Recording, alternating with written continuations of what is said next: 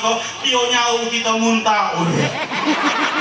Ngapo nak pacak-pacak nyenangkan hati bini tidak kau. Nah itu justru itu adinda berdua ini yang pertama, Rasul sangat sayang dengan istrinya.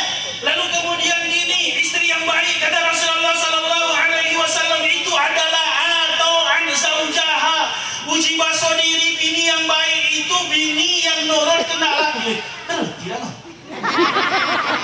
Bini yang baik itu bini yang nurut kena laki. Uji baso diri bu, apa kena laki turut sebelum dia minta gancang-gancang dinyo.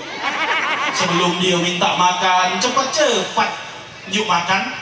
Sebelum dia minta minum cepat-cepat yuk minum. Jangan dah ngado duit baik. Apalagi kawi ko laki mu tentara, kaki dia bertugas galak jauh, ditinggal 2-3 malam, kadang-kadang ditinggal Pak Jenderal berbulan-bulan, kadang-kadang ini ditinggal bertahun-tahun. Mbak itulah nian dan belaki tentara.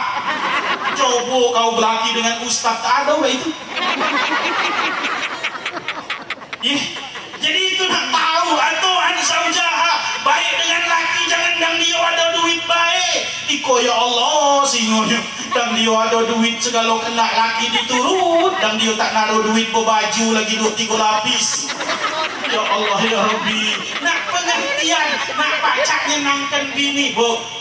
Aku alhamdulillah istri baru 1 saya. Iya baru sih kok mau dengan ustaz baru usah. Istri saya baru 1 pak. Ya Allah ngerti nian dini. Kalau aku nak pergi ceramah sama ini bu, ya Allah pak alhamdulillah sepatu sudah disemir, baju sudah digosok. Aku nak pergi ceramah dia melepas. Hati-hati papa.